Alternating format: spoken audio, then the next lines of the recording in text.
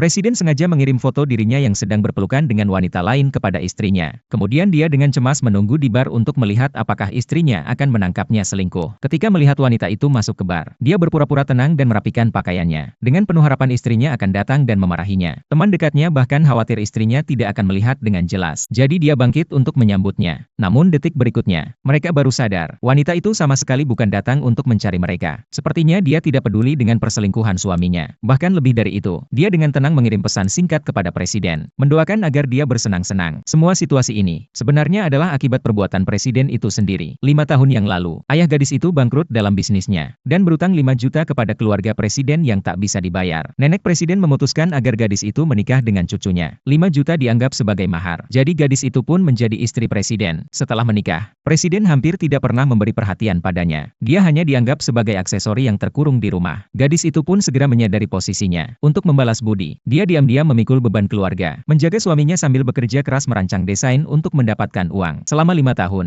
perkawinan mereka hanya terjaga di permukaan. Hingga suatu hari, gadis itu menerima telepon. Desain gaunnya terjual seharga 1 juta. Pihak pembeli sangat menghargai ide desainnya, dan mengundangnya untuk melanjutkan studi di Paris. Ini membuat gadis itu sangat bersemangat. Dia akhirnya mengumpulkan 5 juta, cukup untuk melunasi utang lama itu. Saat Presiden menemui wanita itu, memuji acara malam ini yang diselenggarakannya dengan baik, dan bertanya apa yang diinginkan wanita itu sebagai hadiah. Wanita itu mengatakan kepada Presiden bahwa dia tidak menginginkan apa-apa. Dia hanya ingin mengakhiri pernikahan tanpa cinta ini. Presiden terkejut. Seluruh New York, siapa yang tidak ingin menjadi istrinya? Sekarang ada yang malah meminta cerai. Untuk menjaga citranya, dia tidak berusaha menahannya. Hanya dengan santai berkata, terserah. Kemudian gadis itu pergi ke rumah nenek Presiden untuk memasak makan malam perpisahan. Di meja makan ibu Presiden mulai mengejek, menganggap gadis itu miskin dan tidak layak untuk mereka. Gadis itu tidak marah sama sekali. Mengambil sebuah kartu bank dan mengembalikan 5 juta tanpa kurang sedikit pun. Neneknya mengetahui bahwa gadis itu ingin bercerai. Langsung menemui Presiden, menanyakan apakah dia berselingkuh dengan wanita lain, yang membuat istrinya tidak bahagia. Presiden tidak terlalu peduli. Dengan dingin menjawab, jika dia ingin pergi, biarkan saja. Neneknya marah besar, memutuskan untuk mencarikan suami baru bagi wanita itu. Kini Presiden benar-benar terkejut. Setibanya di rumah, dia sangat kesal. Ikatan dasinya terasa sulit dilepas. Wanita itu melihat dan dengan lembut mengambil dasi tersebut untuk merapikannya. Pada saat itu, tiba-tiba Presiden teringat, ketika wanita itu pertama kali datang ke rumah, dia dengan acuh tak acuh menunjukkan cara mengikat dasi. Sejak itu setiap pagi wanita itu yang mengikatkan dasinya. Hatinya sedikit tersentuh. Wanita itu malah mengeluarkan tumpukan foto. Foto-foto yang dia pilih dengan cermat. Semua adalah wanita-wanita dari keluarga kaya, yang bisa menjadi calon istri Presiden. Presiden terkejut. Tiba-tiba teringat kata-kata neneknya. Apakah dia yang membuat istrinya tidak